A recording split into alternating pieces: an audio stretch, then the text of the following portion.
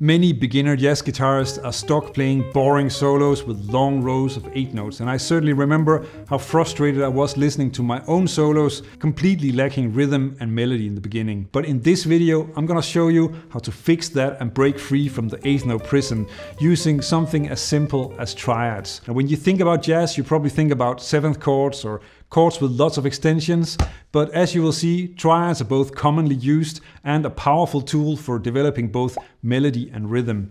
We also need to kill a myth about jazz solos, and I'm gonna show you some chord tricks with triads. Let's get to it. This first trick will give you more options when you solo. The next two are going to deal with rhythm and melody. The harmony in jazz is of course usually built from 7th chords, so that's the basic arpeggio that you focus on to learn how to play jazz solos.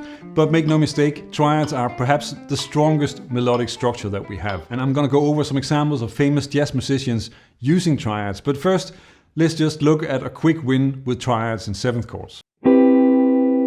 For any 7th chord, you can see it as a stack of thirds, so like this. And to keep it simple, I'm just gonna take this C major 7 and work with that, but you will also see that this actually works for any 7th chord that you can think of. You have these notes, C, E, G, and B.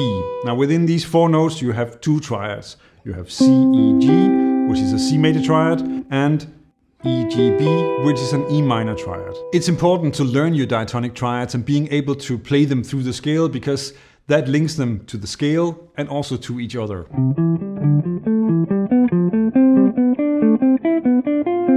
Finding the triads on the fretboard is easy if you know them like this, and you can instantly put them to use. Check out how great this lick with the E minor triad over C major 7 sounds. And I'm only adding 1 note from the scale. And as you can hear, it's a melody with more rhythm, much more interesting than just running scales and arpeggio. The C major triad actually also is great over the C major 7. Kind of almost gets a blues flavor. Check out this Barry Harris line from his solo on I Remember April to show you how triads are also important in bebop. It's a great G minor line using both a G minor and a B flat major triad. And you want to notice how he's also using triad inversions as well. So simple, but still so great, which of course is also the advantage of the triads. Another thing you want to keep in mind is that the triads are often used as a skeleton for a line, adding diatonic and chromatic notes around it. A famous lick that I'm sure you'll recognize is this Charlie Parker line, which is the opening of his solo on Now's the Time. And this is of course built around a second inversion F major triad.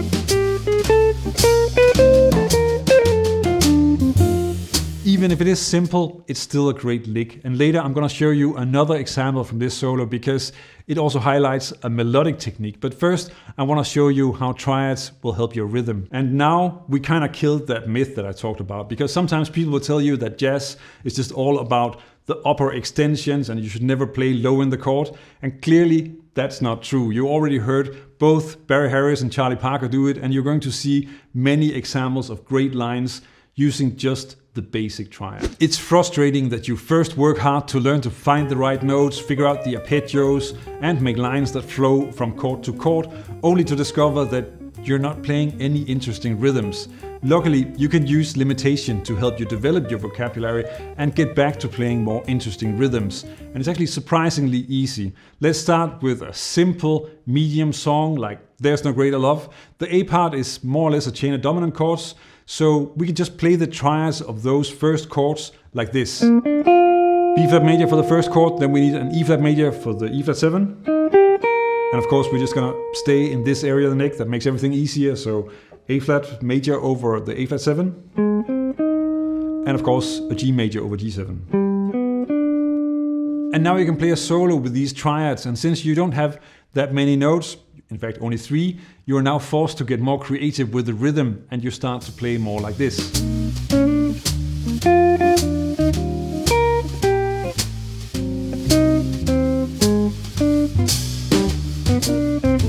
Would What is great about this, as you can hear, is that only having 3 notes makes it necessary to rely more on rhythms, and that makes you work on developing that part of your playing. Now, the advantage is that even with the simpler triads, then they are so strong as melodies that this all still works and sounds great. And you can even make it a lot stronger by applying the melodic technique that I'm gonna cover next, before getting to the chords. Your solos should not be an endless stream of notes, and that's the other problem that you run into besides rhythm when you focus on 8th note lines. There's no story in there. You want the solo to be a story where the audience listens to find out what will happen next. And triads can really help you do that, but you need a bit of theory and just a bit of preparation to get this to work. Now, one of the strongest principles that you have when it comes to making a solo more like a story is motivic development. And here you tie together shorter phrases by letting the phrases develop throughout the solo. A very clear example of this could be Sonny Rollins' Tenor Madness, a simple B-flat blues where the main theme is a triad melody that develops through the song.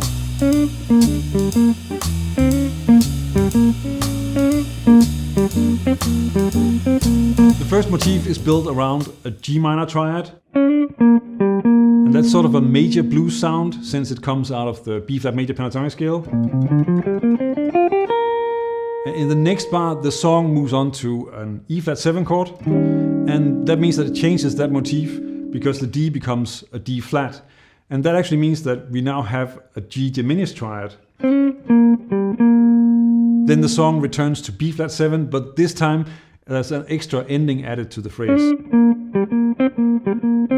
It's a very simple way to develop a motif, but you can do the same on a B-flat blues with a B-flat major triad over B-flat 7 and a B-flat minor triad over E-flat 7. And again, the only note that needs to change is the D that moves down to a D-flat. But as you can hear, you can still develop the melody more freely than what you heard with Tenor Madness.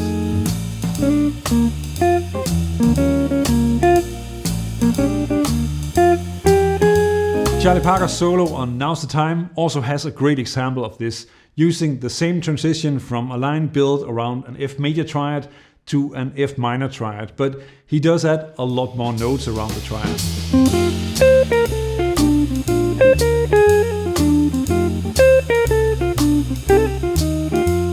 Knowing which triads work over a chord and how they voice lead can set you up to play some amazing melodies where phrases connect across several chords. And speaking of chords, let's start playing some jazz chords using triads. Triads are an amazing resource for some beautiful chord voicings, and I probably should revisit this in a longer video just on that topic. Now, knowing your triad inversions can give you a lot of great sounds. Let's keep this simple, just the basic triads. You want to use inversions of major, minor, and diminished. I'll do F on the middle string set, and you'll see why that's practical in a bit. If the inversions are a bit fast, then remember that you can download the PDF on my website. F major, F minor,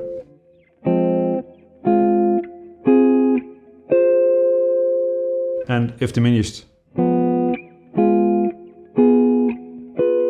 And here's where this becomes very useful. Check out this 2-5-1 in C major with a flat 9 on the dominant G7. And of course you can play these without the root.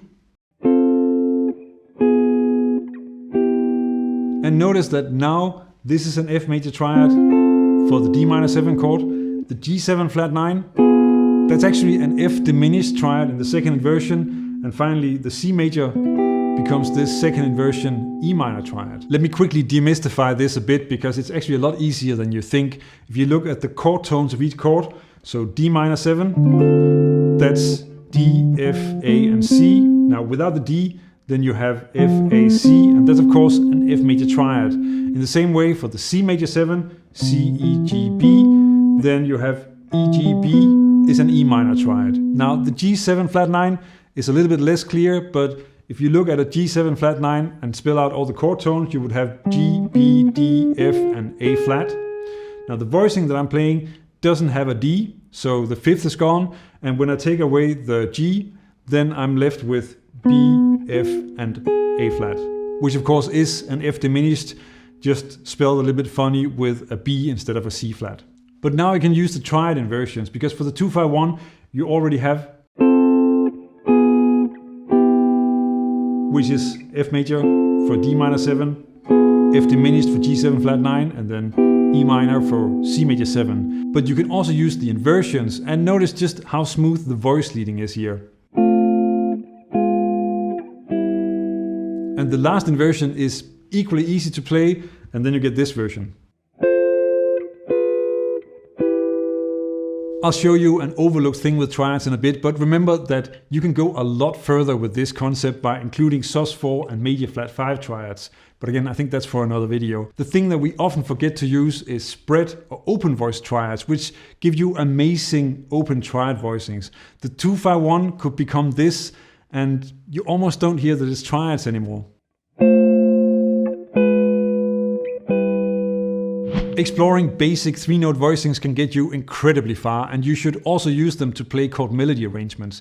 A great song to start with is Autumn Leaves, and I cover how to do that and add some rhythm and even a few extra spicy chords in this video, using another important type of 3-note voicing, shell voicings. You want to check this out. Learn jazz, make music.